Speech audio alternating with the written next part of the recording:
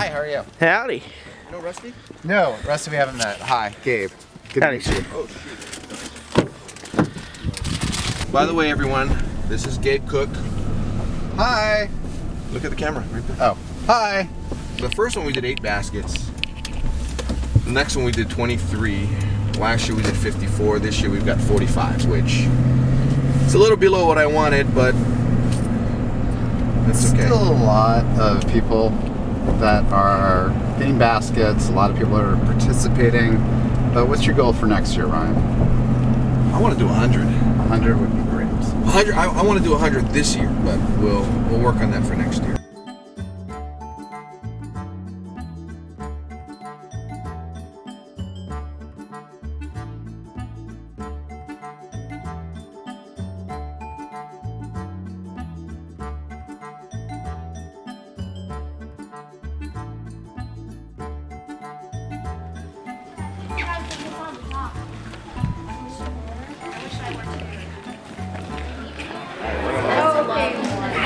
So you guys the official Kama Jiu-Jitsu letter writers? Yeah. Yes. Both of you? Yeah. You got pretty handwriting?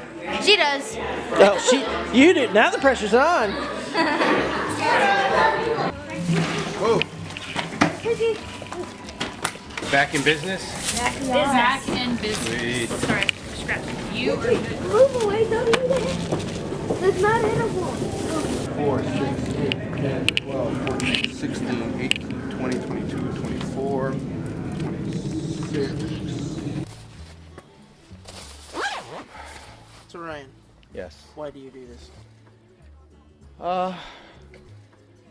My family's been blessed, and we have way more than we need, and it only makes sense that I need to use an old cliche to pay it forward, but really it's just a matter of trying to help others who need a little help. And my wife and I decided to do this back when we were still living in California. We started small. We got our church group involved. There were six baskets we did. We stopped for a year when we moved here, and then resumed it in 2014. And every year it's gotten bigger, although this year is the only year where we actually did fewer baskets than we did last year. But the generous spirit of all our family here at Kama Jiu-Jitsu, they've just been incredible. I want to take one more. You want to do one more? Yeah, do one more. Wait, so what did we get you? We got you Bedford and Euless. And I don't know if I have any else in that area. Richardson, Plano, McKinney, Grapevine. I got Grapevine. We're only delivering one. Deliver as many as you want. But one, yeah. Okay, we good?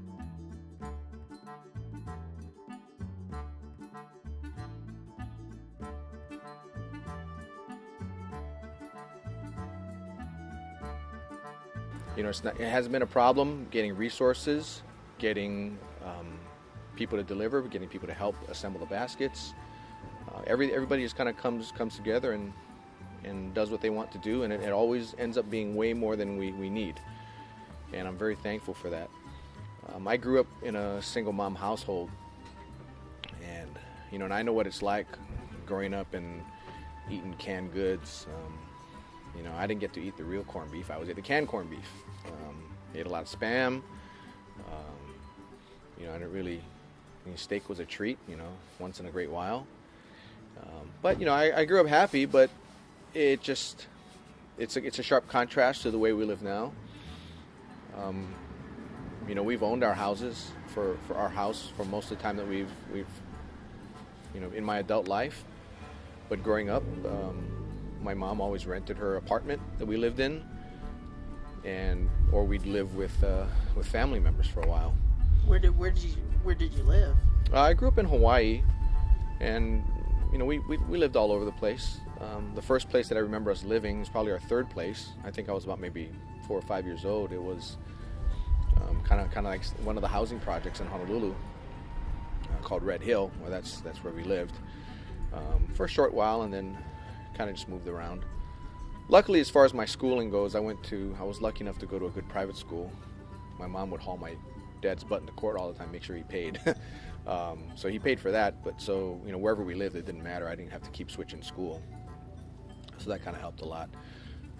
But, you know, I wouldn't say, at least my mom never made it evident that we were struggling, but knowing how much she made, you know, she told me later on what the most she ever made in a given year, then I know that it was kind of a struggle. But she was able to kind of shield me from that. And being older, I know it now. And, you know, we all have our struggles in life. And if for a period of time, even if it's just for the week of Thanksgiving, if we can help families get together with each other to cook their Thanksgiving meal so they can at least have a period of time where they don't really have to think about anything other than being with family. And if we can be part of that, that makes me grateful. And hopefully, well, I know we're going to be doing this for as long as possible. And you know, I'm just thankful that I am able to do this. About 5. Ken's on his way. Ken's here. Okay, there's 5. David Lee. No, you're good. And then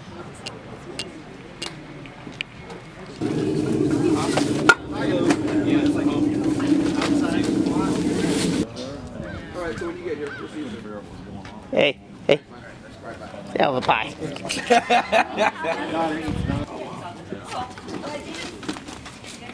I never know which.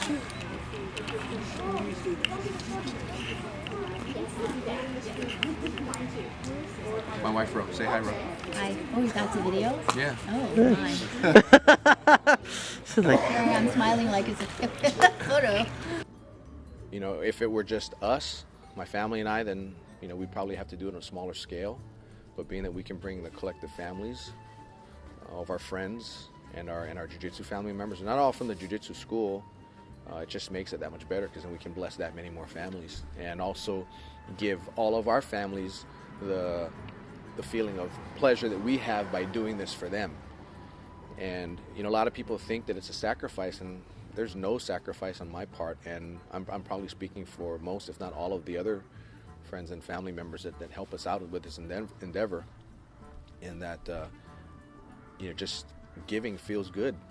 And whether it's your time, whether it's your money, whether it's, you know, or anything, it's just feels good. And I never have any trouble getting these baskets delivered, because people want to deliver them. You know, they'll take multiple baskets because of the feeling they get when they present the basket to a family that knows that their Thanksgiving, at least their meal, will be covered this time.